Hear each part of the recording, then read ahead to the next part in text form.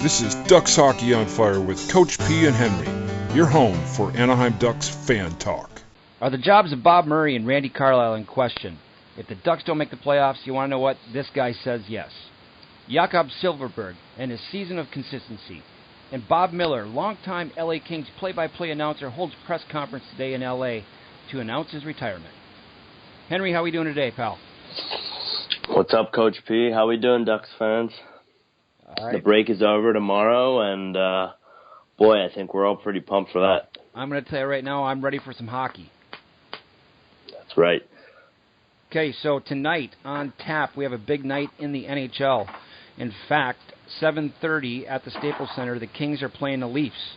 So a little tune-up for the Leafs. I'm hoping that the Ducks are going to be rested, and maybe the Kings take a little bit out of the Leafs. Also, Wild at the Blue Jackets, Devils at Capitals, and Rangers at the Bruins in Boston. All three of those games are already in the second period. Later this evening is Islanders at Dallas and Canucks at Sharks. And in the first period, the Predators and Canadiens are 0-0, and the Senators are beating the Avalanche in Ottawa. So a big slate of games. Any game kind of tip you a little bit, Henry? Yeah, definitely looking forward to the Kings game tonight. One, I think obviously we want to look and pay attention to how the Maple Leafs are playing for tomorrow night, but the big debut of Jarome Iginla tonight in LA, which is going to be really cool. I kind of have a little hunch that he might be a really, really impact player in LA. He's a guy that just wants to win. When you get traded to a team that is in a it's a good lineup. They just need to get things going, and he could be that guy. He really could be, and we obviously don't want that, but it's hockey. You got to love it. My question is this: at 39 years old, can he keep up with the pace of play? From what I'm hearing, he's going to be on a line with Gaborik and Andrei Kopitar. Both guys can absolutely get up and down the ice. My concern for him is if he can get up and down the ice with them. And just my thoughts, I think he's going to be, when it's all said and done, we're getting into 4, 5, 8, 10 games into his time with the Kings. He's going to end up being a third line kind of guy. And I could be wrong, but that's just my projection. Fair enough. I think you make a good point about the speed. That's one factor that we all have to take into account. He's 39 years old. He's definitely not speeding up. That's for sure. And then again, another game that I'm going to be keeping my eye on as well is Canucks at the Sharks. The Sharks keep playing some very good hockey, and it's going to be very difficult for them, for us to catch them if we don't come out of the gates real strong tomorrow night. So I'll be keeping an eye on that game. That is, and speaking of the Sharks, why don't we take a little look at the Pacific Division here as we stand tomorrow night when we come in.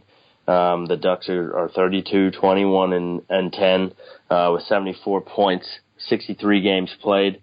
Currently 2 points back of Edmonton in second place, and San Jose leading the way in the Pacific with 81. And the red-hot Calgary Flames 2 points behind us. So it's crucial tomorrow night that we step up and stand our ground. So Flames, 2 points behind us, but from a wild card perspective, if it had to go that way, we're 7 points clear of the Blues at this point. So I think we're sitting in a good spot, but you're right. Tomorrow night is the rest of the season, and our boys got to be able to come out and get the job done tomorrow night. That's exactly right. I think it starts with the goaltending from the net out. I think everybody needs to be on their A game tomorrow night. And within the first 10 minutes of that game, it really needs to be a team effort, quick shifts and get an impact, get 1 or 2 goals and just explode and, put them away early. If we're talking standings, I'd be remiss if I didn't mention, the Minnesota Wild running away with things with 88 points at this point of the season. They have been playing some outstanding hockey, and at least in the Central Division, they're 3 points clear of Chicago. So they're going to have a little bit of a battle on their hands as well. Absolutely. Minnesota, I mean, obviously Bruce Boudreau, coached the Ducks for a number of years here, and we all know what kind of a regular season coach he is. And I think, you look at the Ducks and the Capitals, both of them were, number 1, 2 in the league every year he coached there. He's amazing. What's always the question with Bruce?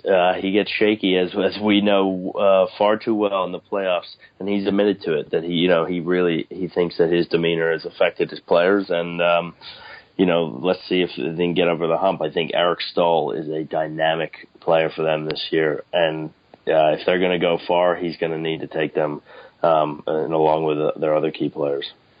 So some big news coming out of L.A. today. Longtime play-by-play announcer of the Los Angeles Kings, Bob Miller, held a press conference this afternoon and announced his retirement amidst some health issues. In fact, it goes back to 2016 when he had a quadruple bypass surgery. Obviously a big hit to the hockey community. And I'd be remiss if I didn't say that, listen, on the ice, Ducks and Kings are enemies, but off the ice, we're partners. And when we see somebody like him say goodbye, it's difficult for all of us. Of course, what a legend in not only broadcasting, but just in the sport of hockey surrounding it, especially with the Kings.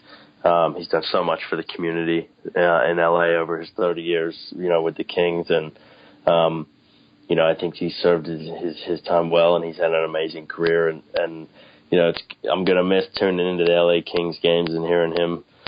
He's got a unique style, similar to sort of Doc Emmerich, where you just know it's Bob Miller every time he's commentating. So I'm definitely gonna miss him. Absolutely. And kind of an interesting note here, side note, is that the longest-running play-by-play and color team in NHL right now is Bob Miller and Jim Fox. They've gone 27 years, and let's face it, the likes of Bob Miller, a guy that's been around that long, he's going to go down in Southern California and LA history with the likes of Chick Hearns and Vince Scully. His name's going to be etched in history, and I just want to say from us here that we wish him the best of luck, and of course we're excited. He has announced that he's going to call the last 2 games of the season, one which will be against the Anaheim Ducks. I did not know that. That's awesome. That's a great way to send off for sure. So I guess back to tomorrow night, one of the key things I think we look at in all season, I think, is the play of Jakob Silfverberg. What do you think of his play this year, and how his impact is going to help us down the stretch? Well, let me tell you this about Jakob Silfverberg. He has one of the best releases I've ever seen. His ability to come down off the wing and snap the puck on net is uncanny. He has a great knack for putting the puck in the back of the net. He has a great knack for getting loose.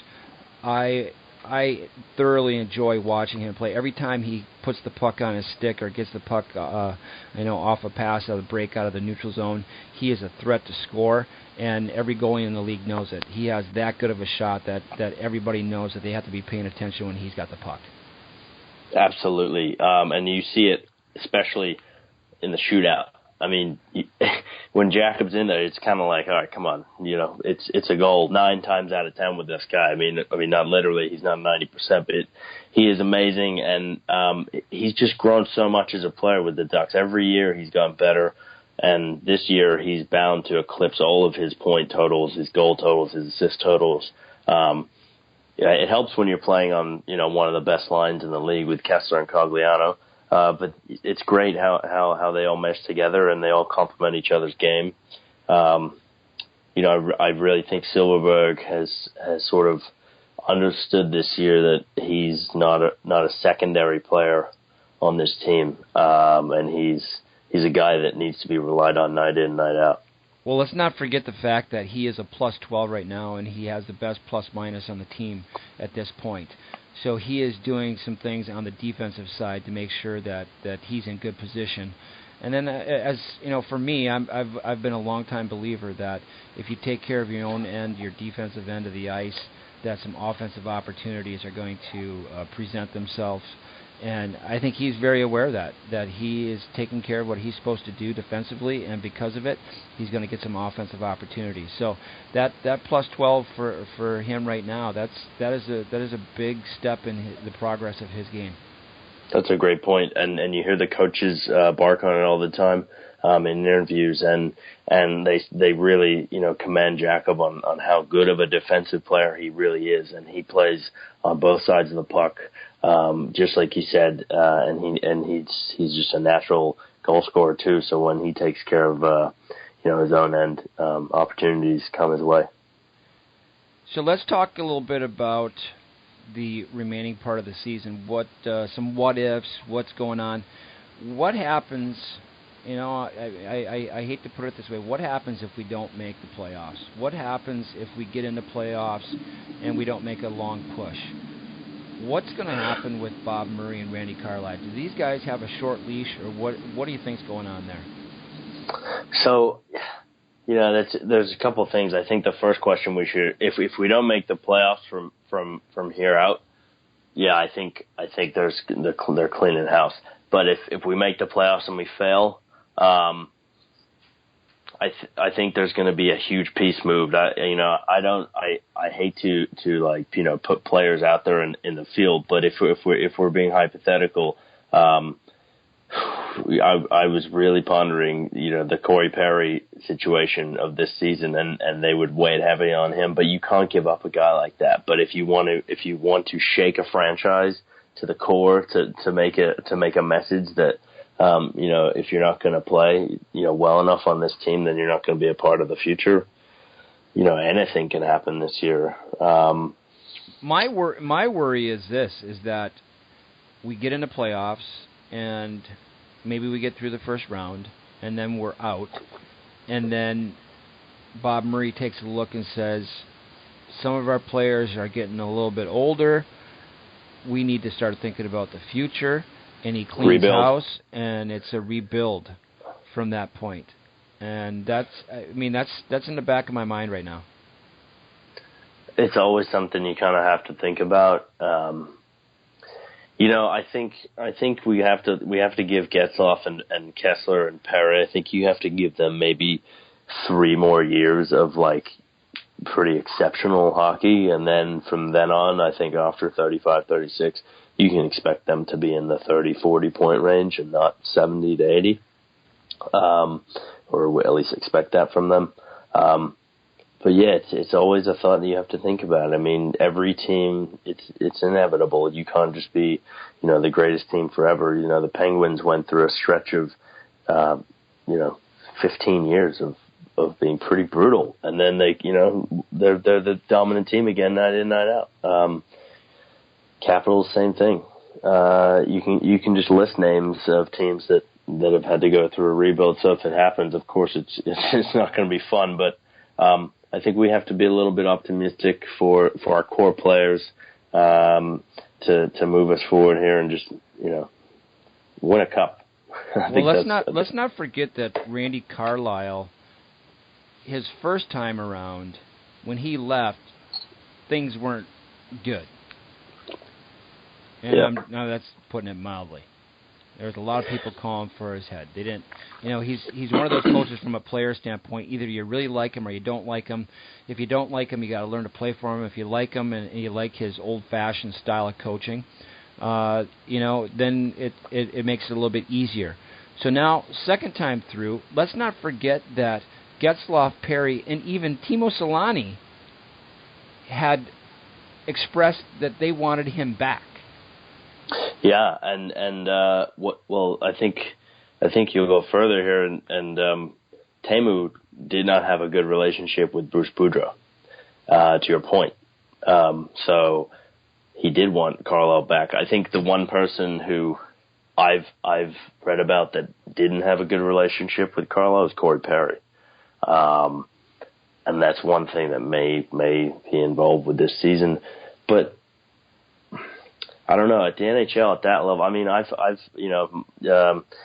my college coach was one of those coaches where you don't meet eye to eye, but you just got to find a way to play for him. So Well, I've these been guys in are that position. professionals. So These are professionals. that's what I'm saying. They gotta get out there and play hockey and put bygones behind them and produce. They're paid to do it, right? I don't care what job you have, whether it's hockey or you're working in a business.